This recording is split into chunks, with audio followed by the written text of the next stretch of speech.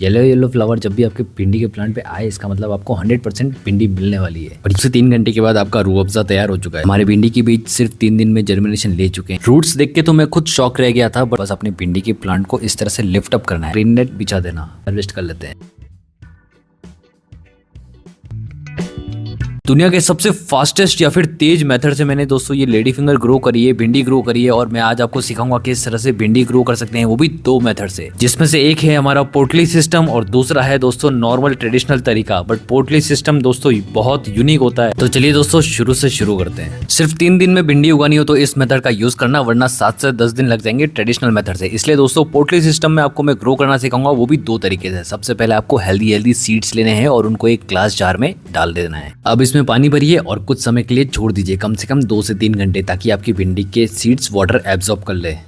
2 से 3 घंटे के बाद आपका रूह अफ़ज़ा तैयार हो चुका है। बिल्कुल भी मत पीना, क्योंकि दोस्तों ये है केमिकल ट्रीटेड सीड्स, जिससे हमारे भिंडी के सीड्स खराब नहीं होते हैं फंगस लगने के कारण। सीड्स को ग्रो करने का पहला प्रोसेस हमने कर दिया है। अब यहाँ पर एक छानी लीजिए और अपने सारे के सारे सीड्स छान लीजिए, ताकि हम इनको एक पोटली में ग्रो कर सकें। अब आपको एक कपड़ा लेना है, कॉटन का होगा तो बेटर रहेगा। अब इसको फैला दीजिए और अपने सीड्स को प्रिपेयर कर लीजिए लगाने के लिए। यहाँ पर दोस्तों सीड्स लगाने के लिए बहुत ही यूनिक तरीका यूज करेंगे। एक छोटा सा आप बाउल लेंगे और उसके अंदर थोड़ा सा डालेंगे कोकोपीट। कोकोपीट के अंदर आपके सीड्स को मिक्स करेंगे, क्योंकि कोकोपीट लंबे समय तक मॉइस्चर होल्ड करके रखता है, तो इसका जर्मिनेशन बहुत फास्ट कर देगा। अच्छे से मिक्स करिए और बस अपनी पोटली बांध दीजिए। और पोटली के अंदर मॉइस्चर मेंटेन रहना चाहिए, तो इसको रेगुलर बेसिस पे आपको पानी देते रहना है। अब इस पोटली को हैंग करना है, तो किसी भी स्ट्रिंग की मदद से आप इसको ऐसे लटका दीजिए और अपने गेट के कुंडी में या फिर हैंडल पे बांध सकते हैं। और एक और तरीका है, आप अपने गार्डन में किसी भी प्लांट की ब्रांच पर इसको लटका दीजिए और बस आपको 3 दिन तक इसको रेगुलर स्प्रे मारकर मॉइस्चर देते रहना है। इससे इसके अंदर नमी बनी रहेगी और ये जल्दी से जर्मिनेट हो जाएगा। एक और तरीका, ये भी पोटली सिस्टम है, बट दोस्तों इसमें मेथड दूसरा होता है। इसमें भी सेम आपको बीज अपने डालने हैं। इसमें इस बार कोकोपीट नहीं मिलाना है, बस आपको पोटली बनानी है और इसको गीला करके आपको डालना है वर्मी कंपोस्ट के एक बॉक्स के अंदर या फिर किसी भी आपके गमले के अंदर। ये इसलिए किया जाता है क्योंकि वर्मी कंपोस्ट एक खाद है और इसके अंदर काफी ज्यादा हीट होती है, गर्मी होती है, जिसकी वजह से हमारे भिंडी के सीड्स बहुत जल्दी जर्मिनेशन ले लेंगे। तो बस सेंटर में होल करिए और अपने पोटली को इसमें डाल दीजिए। अब याद रखना, दोनों ही पोटली सिस्टम आपको छाया में रखना है, ताकि इनके ऊपर डायरेक्ट धूप ना आए और मॉइस्चर मेंटेन रहे, तो ये जल्दी जर्मिनेट होंगे। चलिए दोनों पोटली चेक कर लेते हैं।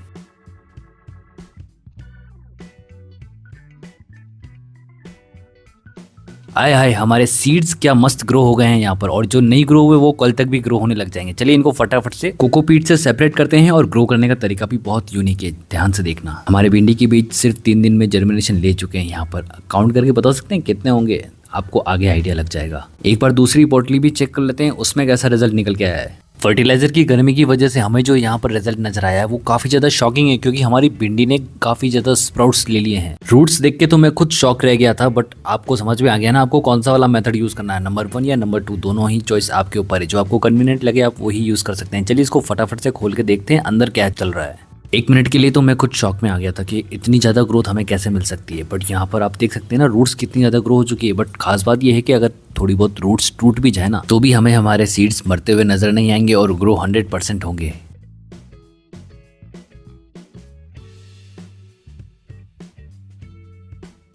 अब सीड्स को दोस्तों ज़्यादा हवा लगने नहीं देंगे और इनको फटाफट से सीडलिंग ट्रे में ग्रो कर देंगे। और हमारा सॉइल मिक्स रहेगा दोस्तों यहाँ पर सिर्फ और सिर्फ कोकोपीट, क्योंकि हमें फिर से इन सीड्स को यहाँ से निकालना है और बड़े पॉट में शिफ्ट करना है। तो अपने सीडलिंग ट्रे में कोकोपीट भरिए और यहाँ पर पानी डालकर इनको सेट कर दीजिए। वाटर आपको हमेशा एक स्प्रे गन से ही देना है, इससे आपके कोकोपीट बिल्कुल भी इधर उधर बिखरेगा नहीं और सारा पानी अच्छे से ये एब्जॉर्ब कर भी लेगा। सीड्स हमारे रेडी है। अब दोस्तों कमेंट करके ज़रूर बताना कि हमने कितने सीड्स ग्रो करे, और यहाँ पर एक एक करके हम हमारे सारे सीड लगा देंगे कोकोपीट से कवर करके। इसके अंदर मॉइस्चर मेंटेन करने की पूरी कोशिश करेंगे। ये पोर्शन मुझे सबसे ज़्यादा सेटिस्फाइंग लगता है।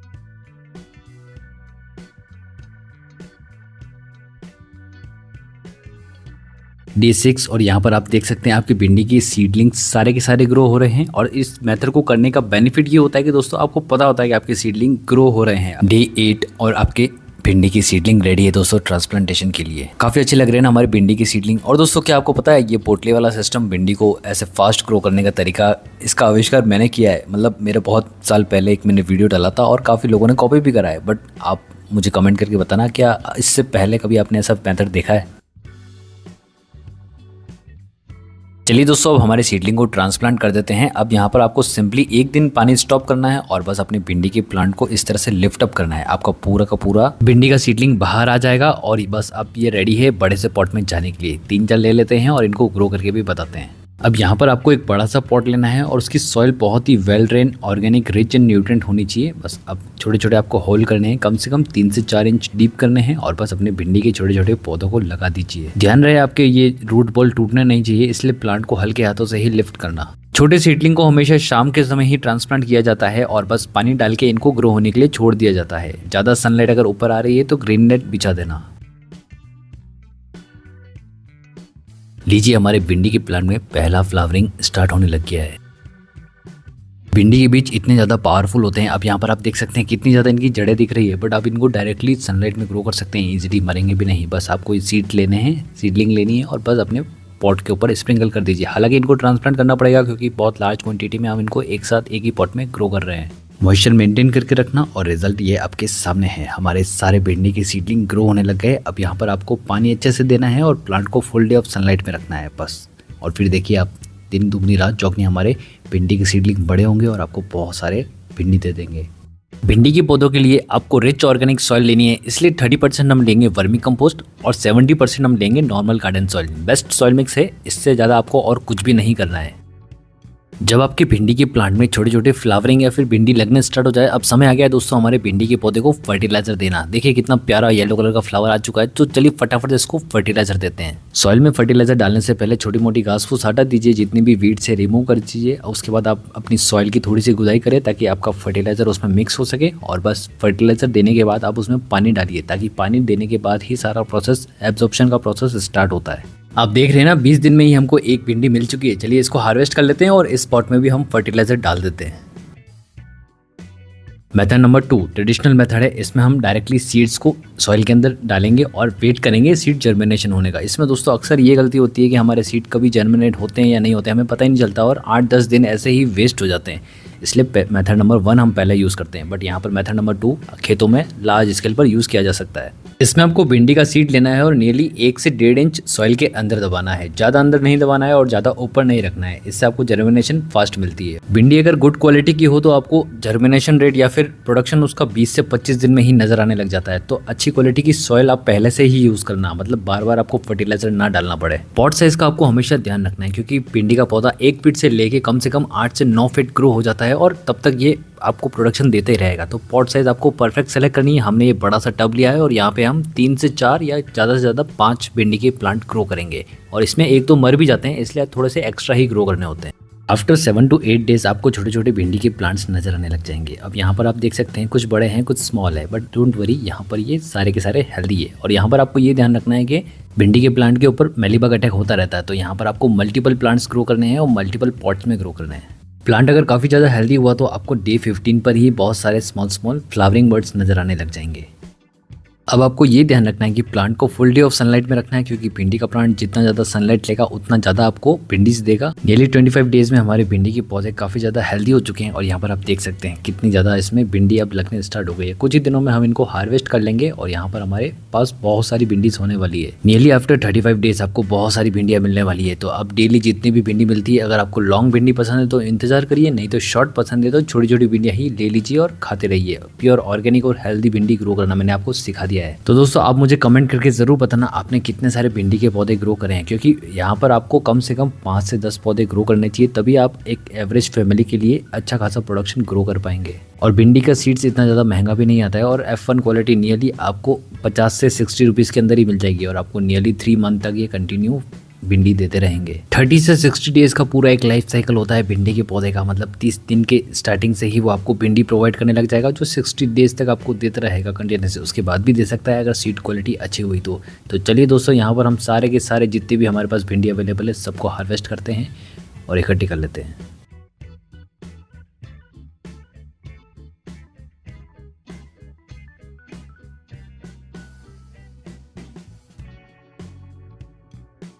भिंडी को आप दो तरीके से हार्वेस्ट कर सकते हैं। एक तो बड़ी बड़ी भिंडी जिसका टेस्ट थोड़ा सा स्ट्रांग होता है, और एक जो छोटी छोटी होती है वो काफ़ी ज़्यादा सॉफ्ट होती है। तो बच्चों के लिए सॉफ्ट वाली और बड़ों के लिए थोड़ी सी बड़ी जिसका टेस्ट थोड़ा सा डिफरेंट होता है, थोड़ा सा हार्ड भी होती है वो। भिंडी लेडी फिंगर को ग्रो करने का बेस्ट सीजन होता है स्प्रिंग सीजन से लेके आपको एंड ऑफ रेनी सीजन तक आपको बहुत सारी ढेरों भिंडियाँ मिलने वाली है। और बारिश के सीजन में अगर आप लगाते हैं तो आपको भिंडी का प्लांट काफ़ी ज़्यादा अच्छा, हेल्दी और ग्रीन नजर आएगा। मतलब एवरी स्टेज में जैसे जैसे आपका प्लांट बड़ा होता रहेगा आपको बहुत सारी भिंडियाँ मिलती रहेगी। चलिए सेकंड बैच को भी हार्वेस्ट कर लेते हैं जो रेडी हो चुका है। ये देखिए हमारा प्लांट कितना ज़्यादा हेल्दी है।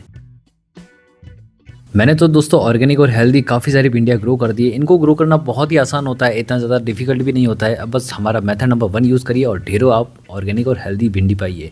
येलो येलो फ्लावर जब भी आपके भिंडी के प्लांट पे आए इसका मतलब आपको 100% भिंडी मिलने वाली है। और ये उसका प्रूफ है, कितनी सारी भिंडी हमने हार्वेस्ट कर ली है। सो होप कि दोस्तों ये वीडियो काफ़ी ज़्यादा इन्फॉर्मेटिव लगा होगा, आपको काफ़ी सारे न्यू मेथड्स मिले होंगे भिंडी को कैसे ग्रो करना है। आप भी मुझे जरूर कमेंट करके जरूर बताना, बिना कमेंट करे मत जाना, और एक वीडियो को लाइक कर देना ताकि मुझे मोटिवेशन मिलता रहे और मैं आपके लिए यूनिक मेथड लेके आता रहूँ।